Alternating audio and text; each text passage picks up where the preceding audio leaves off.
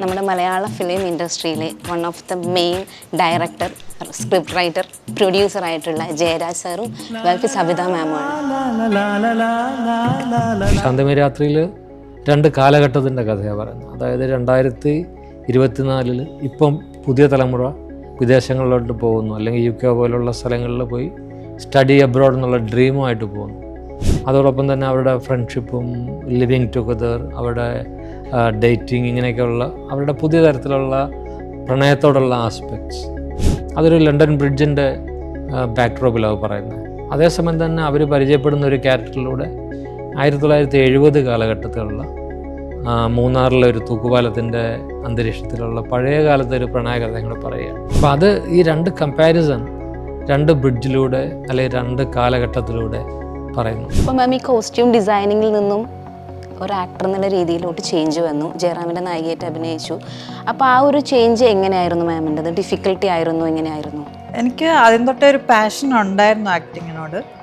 പിന്നെ difficulty in the sense, ജയറാമേട്ടൻ്റെ കൂടെയൊക്കെ അഭിനയിക്കാമെന്ന് പറയുമ്പോൾ നമുക്കൊരു ടെൻഷനായിരുന്നു. കാരണം അവരൊക്കെ വളരെ സീനിയറായിട്ട് ഒരുപാട് പടങ്ങളൊക്കെ ചെയ്തിട്ടുള്ള വ്യക്തിയുടെ കൂടെ നമ്മൾ എങ്ങനെ അത് കോപ്പപ്പ് ചെയ്യും എന്നുള്ളൊരു.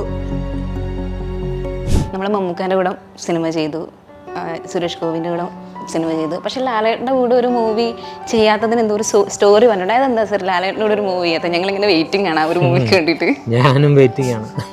സാർ അപ്രോച്ച് ചെയ്തിട്ടുണ്ടായിരുന്നു ലാലേട്ടനെ ഒരു മൂവിക്ക് വേണ്ടിയിട്ട്? അപ്രോച്ച് ചെയ്തിട്ടുണ്ട്. എനിക്ക് ഇങ്ങോട്ട് ഓഫർ വന്നതാണ്. നമ്മൾ മമ്മൂക്കയുടെ കൂടെ മൂവി ചെയ്യുന്ന സമയത്ത് മമ്മൂക്കയുടെ ജോണി വാക്കറിൽ ഡാൻസ് ചെയ്യിപ്പിച്ചിട്ടൊക്കെ ഉണ്ടായിരുന്നു.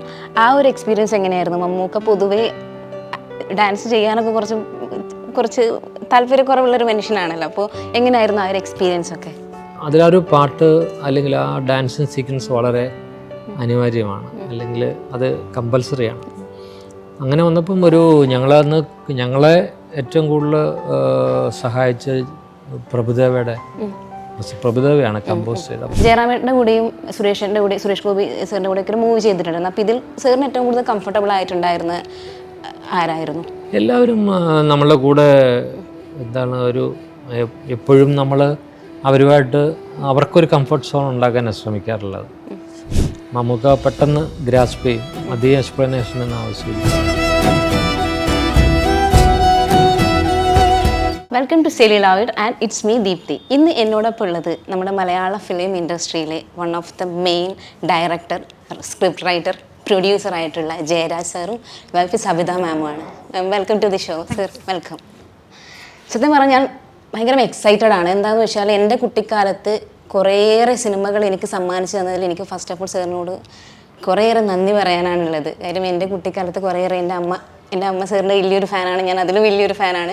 എൻ്റെ ചെറുപ്പകാലത്ത് കളിയാട്ടം പോലെയുള്ള മൂവീസ് ചെയ്തിട്ടുണ്ടായിരുന്നു. അതിനുശേഷമുള്ള ജോണി വാക്കർ, അങ്ങനെയുള്ള മൂവീസൊക്കെ കണ്ട് ഇൻസ്പയർ ആയിട്ട് എന്തെങ്കിലും കാണണമെന്ന് ആഗ്രഹിച്ചൊരു വ്യക്തിയായിരുന്നു ഞാൻ.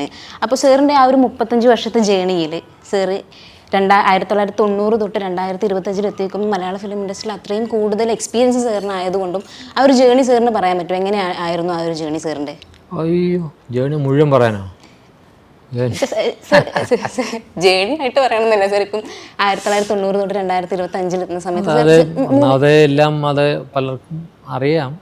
1990 വിദ്യാരംഭം, പിന്നെ പല അപ്സ് ആൻഡ് ഡൗൺസ്, ചില കൊമേഴ്ഷ്യൽ മൂവീസ്, ചില അവാർഡ് കിട്ടിയ സിനിമകളുണ്ട്. അങ്ങനെ ഒരു ലാൻഡ് മാർക്ക് എന്ന് പറയുന്നത് ദേശാടനാണ്, 10ാമത്തെ സിനിമ. അതായിരുന്നു ഒരു ഐ ഓപ്പണർ, അല്ലെങ്കിൽ എനിക്കൊരു തിരിച്ചറിവുണ്ടായൊരു സിനിമ. കാരണം ഒരു എക്സ്പെരിമെൻറ്റ്, പൂർണ്ണമായിട്ട് എക്സ്പെരിമെൻറ്റ്, ന്യൂ ജനറേഷൻ സിനിമ എന്നുള്ളൊരു കോൺസെപ്റ്റിൽ നമ്മൾ അവൈലബിൾ ലൈറ്റിൽ ഷൂട്ട് ചെയ്യുക, കഥാപാത്രങ്ങൾക്ക് അനുയോജ്യമായ പുതുമുഖങ്ങളെ കാസ്റ്റ് ചെയ്യുക, ഇങ്ങനെയൊക്കെയുള്ള ഒരുപാട് പരീക്ഷണങ്ങളായിരുന്നു ആ സിനിമ. അത് വലിയ വിജയമായി. അതിനുശേഷം ഉണ്ടായ മറ്റൊരു എക്സ്പെരിമെൻ്റ് ആയിരുന്നു for the people. Jassie Gift ഇൻഡസ്ട്രിയിലോട്ട് വന്നതും, ലജ്ജാവതി പോലെയുള്ള പാട്ടുകളുണ്ടായതും പുതുമുഖങ്ങളായിരുന്നു മുഴുവൻ. പിന്നീട് വീണ്ടും സൂപ്പർ താരങ്ങളുടെ സിനിമകളുണ്ട്. മമ്മൂക്കയുടെ 2-3 സിനിമകളുണ്ട്. ജോണി വാക്കറും ലൗഡ് സ്പീക്കറും, ദ ട്രെയിൻ, അങ്ങനെ 3 സിനിമകളുണ്ട്. സുരേഷ് ഗോപിയുടെ കളിയാട്ടം, ഹൈവേ, അശ്വാരൂഢൻ തുടങ്ങി പെരുങ്കളിയാട്ടപ്പം ഇറങ്ങാൻ പോകുന്നൊരു സിനിമയുണ്ട്, അത് വരെയുണ്ട്. പിന്നെ ജയറാമിൻ്റെ പൈതൃകം, മാം അഭിനയിച്ചു. സബിതയെ കണ്ട് സിനിമ. പിന്നെ അങ്ങനെ കുറേ ഉണ്ട്. അപ്പോൾ അങ്ങനെ വന്നിപ്പം നിൽക്കുന്നത് നവരസങ്ങൾ എന്നൊരു കോൺസെപ്റ്റിൽ 8 സിനിമ ചെയ്തു. ഒരെണ്ണം കൂടെ ശൃംഗാരം ബാക്കിയുണ്ട്, അത് ചെയ്യണം ഇനി. സാർ അപ്പോൾ ഈ ഒരു ജേണിയിൽ സാറ് 1900 ഷൂട്ട് ചെയ്ത സിനിമയിൽ നിന്നും ഇപ്പം ഈ ഒരു ലേറ്റസ്റ്റ് മൂവി ഇറങ്ങുന്ന സമയത്ത്, ശാന്തമി രാത്രി എന്ന് പറഞ്ഞ മൂവി ഇറങ്ങുന്ന സമയത്ത് സാറ് സെറ്റിൽ ചെയ്തിട്ടുണ്ടായിരുന്ന ഒരു ഡിഫറൻസ് ഉണ്ടാവില്ലേ? ഇപ്പം നമുക്കിപ്പം പ്രൊമോഷൻ്റെ കാര്യത്തിലാണെങ്കിൽ കുറേ ഓപ്പർച്യൂണിറ്റീസ് ഉണ്ട്. 1990കളിൽ ഈ ഒരു ഓപ്പർച്യൂണിറ്റീസ് ഉണ്ടായിരുന്നില്ല. അപ്പോൾ ആ ഒരു സ്റ്റേജസിന് എങ്ങനെയായിരുന്നു സാറിൻ്റെ? ഈ കോമ്പറ്റീഷൻ അല്ലെങ്കിൽ പുതിയ തലമുറയിൽ നിന്ന് ഒരുപാട് സംവിധായകർ വരുന്ന കാലമാണ്. ഇപ്പോഴാണ് റിയൽ ക്രീം, അതായത് എല്ലാ പുതുമുഖ സംവിധായകരും ബ്രില്യൻ്റ് ആയിട്ടുള്ള സിനിമകൾ ചെയ്യുന്നു. എല്ലാ ആക്ടേഴ്സും പുതിയ ഓരോരുത്തരും അവരുടേതായിട്ടുള്ള സ്ഥാനം ഉറപ്പിക്കുന്നു. അങ്ങനെ ഇൻഡസ്ട്രീസ് സർപ്ലസ് ആണ്.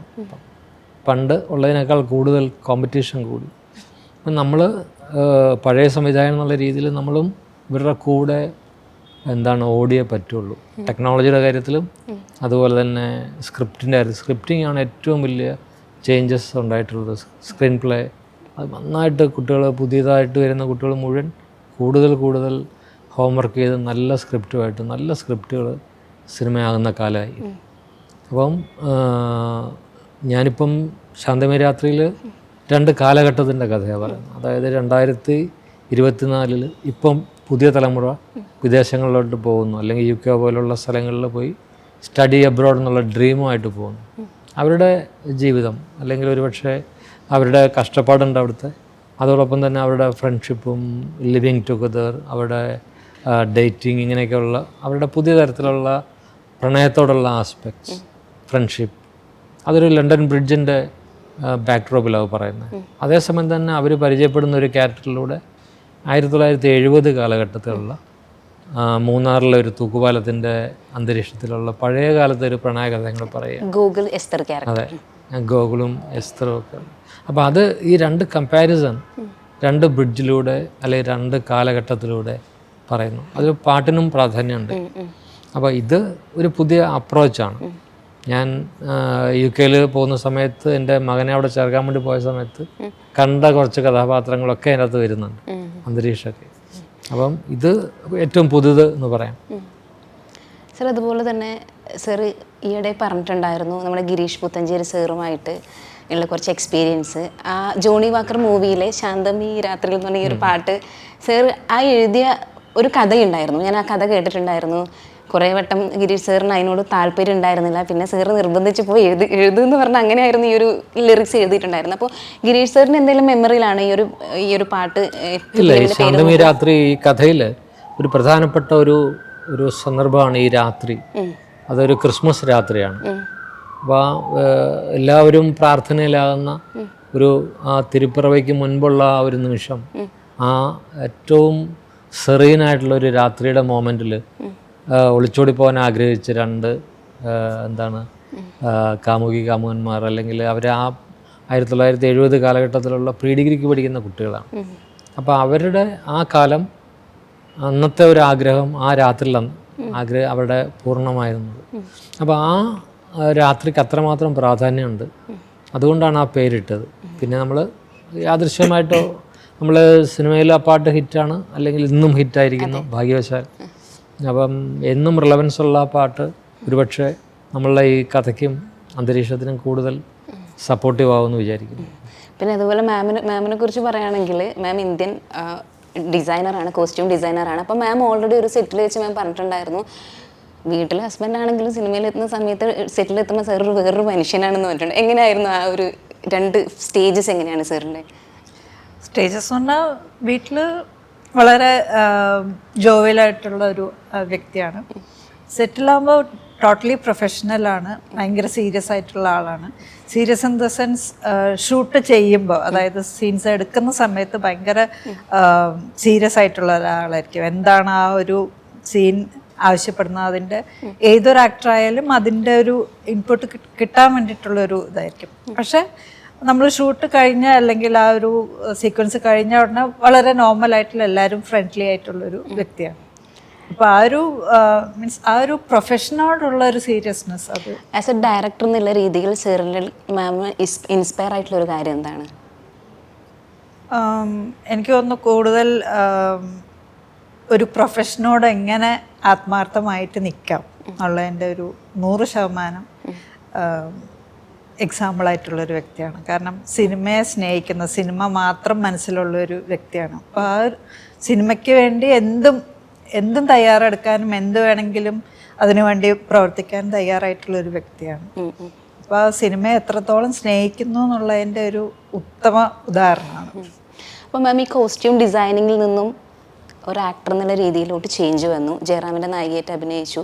അപ്പോൾ ആ ഒരു ചേഞ്ച് എങ്ങനെയായിരുന്നു മാമിൻ്റെത്? ഡിഫിക്കൽട്ടി ആയിരുന്നു, എങ്ങനെയായിരുന്നു? എനിക്ക് ആദ്യം തൊട്ടേ ഒരു പാഷൻ ഉണ്ടായിരുന്നു ആക്ടിങ്ങിനോട്. പിന്നെ ഡിഫിക്കൽട്ടി ഇൻ ദ സെൻസ് ജയറാമേട്ടൻ്റെ കൂടെയൊക്കെ അഭിനയിക്കുക എന്ന് പറയുമ്പോൾ നമുക്കൊരു ടെൻഷനായിരുന്നു. കാരണം അവരൊക്കെ വളരെ സീനിയറായിട്ട് ഒരുപാട് പടങ്ങളൊക്കെ ചെയ്തിട്ടുള്ള വ്യക്തിയുടെ കൂടെ നമ്മൾ എങ്ങനെ അത് കോപ്പപ്പ് ചെയ്യും എന്നുള്ളൊരു, അത് ആദ്യത്തെ ഒരു 1-2 ദിവസം. പിന്നെ അദ്ദേഹം ആണെങ്കിലും ഒരുപാട് കംഫർട്ടബിൾ ആക്കി. നമ്മൾ അത്രയും ടെൻഷൻ അടിക്കേണ്ട കാര്യമൊന്നുമില്ല, നമ്മൾ എല്ലാവരും ഇങ്ങനെ തന്നെയാണ് ബിഗിനിങ് എന്നുള്ളൊരു ഇതിലായിരുന്നു. അപ്പോൾ ഒരു കംഫർട്ട് സോണിലായി. പിന്നെ അങ്ങോട്ട് വലിയ കുഴപ്പമില്ലായിരുന്നു. അതുപോലെ തന്നെ മാം ആ ഒരു സിനിമയിൽ നിന്നും ഇന്ന് ശാന്തമീ രാത്രി എന്നുള്ളൊരു മൂവിയിൽ മാം ഒരു ക്യാരക്ടർ ചെയ്യുന്നുണ്ട്. ആ ഒരു ക്യാരക്ടർ എങ്ങനെയാണ് വരുന്നത്? ഇതിലെ ക്യാരക്ടർ എന്ന് പറഞ്ഞാൽ ഞാൻ ചെയ്തതിൽ വെച്ചിട്ട് കൂടുതൽ ഇമ്പോർട്ടൻസ് ഉള്ള ഒരു ക്യാരക്ടറാണ്. ക്യാരക്ടറിൻ്റെ പേര് ഏലിയാമ്മച്ചേർത്തി എന്ന് പറഞ്ഞൊരു ക്യാരക്ടർ. അവർ കുറച്ചൊരു ടെറിഫൈങ് ടൈപ്പ് ഓഫ് ക്യാരക്ടറാണ്. ഇപ്പം ഹസ്ബൻഡിനെയൊക്കെ കൺട്രോളിൽ വെക്കുന്ന ഒരു കൈൻഡ് ഓഫ് ഇതാണ്. അപ്പം പേഴ്സണലി എൻ്റെ ഒരു സ്വഭാവത്തിൻ്റെ ജസ്റ്റ് ഒരു ഓപ്പോസിറ്റ് എന്ന് വേണമെങ്കിൽ പറയാം. ഞാൻ ഭയങ്കര ഇൻട്രോവേർട്ട് ആയിട്ടുള്ള ഒരാളാണ്.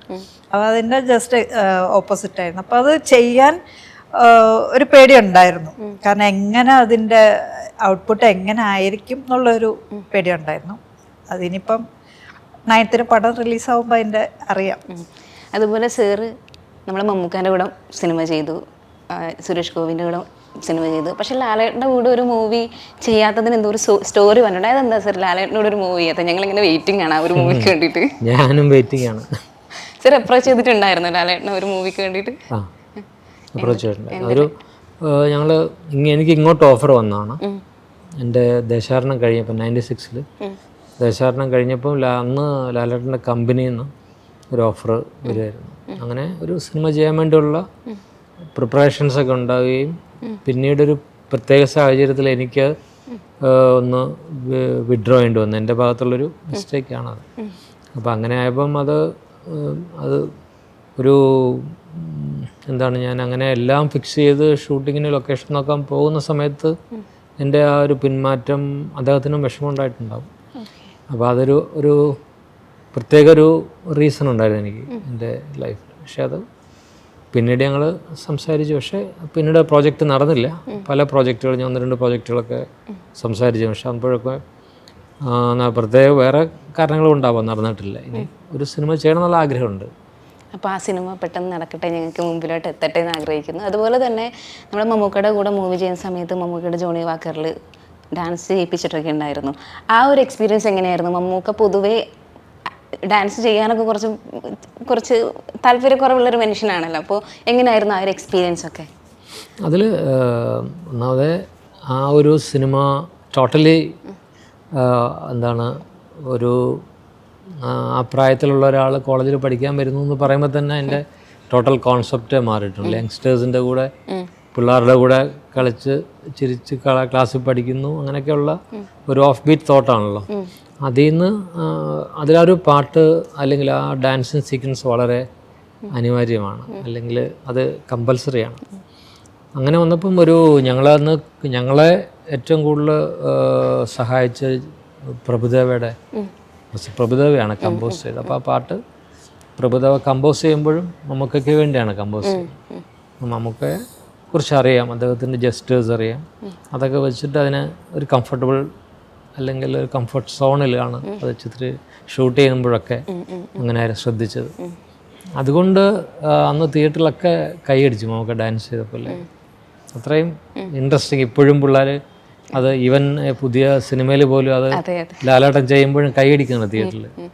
അപ്പോൾ അതൊരു എന്താണ്, ഒരു കൈൻഡ് ഓഫ് മമ്മൂക്കയ്ക്ക് മാത്രം ചെയ്യാൻ കഴിയുന്ന ഡാൻസാണത്. പിന്നെ നോക്കുവാണെങ്കിൽ സാറിൻ്റെ ഫോർ ദ പീപ്പിൾ എന്ന് പറഞ്ഞൊരു മൂവി, ആ ഒരു മൂവിയിൽ 2004 ജാസി ചേട്ടന് ഒരു അവസരം സാർ കൊടുത്തിട്ടുണ്ടായിരുന്നത്. എങ്ങനെയായിരുന്നു ജാസി ചേട്ടനെ ആ ഒരു മീൻസ് സാറിൻ്റെ മൂവിയിലോട്ടുള്ള കൊണ്ടുവന്നത്? എങ്ങനെ ജാസി ശരിക്കും എൻ്റെ അതിന് തൊട്ട് മുൻപ് ഒരു പടം ബീബിൾ സൗണ്ട് നവരസങ്ങളിലെ ഒരു ഹിന്ദിയിൽ ചെയ്തൊരു പടം ഉണ്ട്. അതിൽ ജാസി ആയിരുന്നു അതിൻ്റെ ബാക്ക്ഗ്രൗണ്ട് സ്കോർ ചെയ്തത്. അപ്പോൾ അത് ചെയ്തപ്പം അതിൻ്റെ 1-2 സ്ഥലത്ത് ജാസി പാടിയിട്ടുണ്ട്, ചെറിയ ഹമ്മിങ്ങുകളൊക്കെ.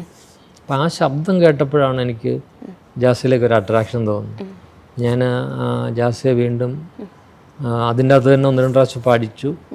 പിന്നെ ഈ പുതിയ സിനിമ വന്നപ്പം ഒരു ബ്രേക്ക്. ഈ ഫോർ ദ പീപ്പിൾ പോലെ തന്നെ മ്യൂസിക്കിന് കൂടുതൽ ഇമ്പോർട്ടൻസ് കൊടുക്കുന്ന സിനിമ തന്നെയായിരിക്കും ഇത്? അതെ, തീർച്ചയായിട്ടും. കാരണം 2 കാലഘട്ടത്തിൻ്റെ സംഗീതം, 2024 ഏറ്റവും പുതിയ ട്രെൻഡി ആയിട്ടുള്ള ഒരു മ്യൂസിക്, അവരുടെ യങ്സ്റ്റേഴ്സിൻ്റെ വൈബ് വേണം, അതേപോലെ തന്നെ 70s മെലഡി വേണം. ഇത് രണ്ടും ഉണ്ട്. 70s മെലഡിയും ജാസിയാണ് പാടിയിരിക്കുന്നത്. ഞാൻ കേട്ടിട്ടുണ്ടായിരുന്നു, നന്നായിട്ട് ജാസി പാടിയിട്ടുണ്ട്. അപ്പോൾ അതുപോലെ തന്നെ സാർ ഇപ്പം ലാലേട്ടൻ്റെ കൂടെ ഓൾറെഡി ഒരു മൂവി നിങ്ങൾ പ്രതീക്ഷിക്കുന്നു പറഞ്ഞു, അതുപോലെ ജയറാമേട്ടൻ്റെ കൂടെയും സുരേഷ് ഗോപി സാറിൻ്റെ കൂടെയൊക്കെ ഒരു മൂവി ചെയ്തിട്ടുണ്ടായിരുന്നു. അപ്പോൾ ഇതിൽ സാറിന് ഏറ്റവും കൂടുതൽ കംഫർട്ടബിൾ ആയിട്ടുണ്ടായിരുന്ന ആരായിരുന്നു? ആക്ടറോ? എല്ലാവരും നമ്മളുടെ കൂടെ എന്താണ് എപ്പോഴും നമ്മൾ അവരുമായിട്ട് അവർക്കൊരു കംഫർട്ട് സോൺ ഉണ്ടാക്കാനാണ് ശ്രമിക്കാറുള്ളത്. ഓരോരുത്തരുടെ നേച്ചർ അനുസരിച്ച് നമ്മളത് അവർക്ക് കഥ പറഞ്ഞു കൊടുക്കുന്ന രീതിയിലും അവരുടെ അതിനോട് അപ്രോച്ച് ചെയ്യുന്ന രീതിയിലൊക്കെ ഓരോരുത്തർക്കും ഡിഫറൻസ് ഉണ്ടാവും. നമുക്ക് പെട്ടെന്ന് ഗ്രാസ്പ് ചെയ്യും, അധികം എക്സ്പ്ലനേഷൻ ഒന്നും ആവശ്യമില്ല. ചിലർക്ക് കൂടുതൽ സ്ക്രിപ്റ്റ് കൂടുതൽ വായിച്ചു കൊടുത്ത് മനസ്സിലാക്കിയിട്ടുണ്ട്, അങ്ങനെയൊക്കെയുള്ള മാറ്റങ്ങളുണ്ടാവും. പക്ഷേ ഞാനെപ്പോഴും ഒരു പുതിയ ആക്ടറാണെങ്കിലും ഒരു സൂപ്പർ സ്റ്റാർ ആണെങ്കിലും അവർക്കൊരു കംഫർട്ട് സോൺ ഉണ്ടാക്കാൻ ശ്രമിക്കാറുണ്ട്. അവർ പോലും അറിയാതെ അവരിൽ നിന്ന് എക്സ്പ്ലോർ ചെയ്യാൻ ശ്രമിക്കാറുണ്ട്. കാരണം ഒരു വലിയൊരു എഫേർട്ടായിട്ട് ഫീൽ ചെയ്യിക്കില്ല കഴിയുന്നത്. ഓക്കെ, അപ്പോൾ ഇത്രയും നല്ലൊരു കോൺവെർസേഷൻ, ഇത്രയും നല്ലൊരു ദിവസം സമ്മാനിച്ചതിൽ സാറിനും മാമിനും thank you so much. Thank U.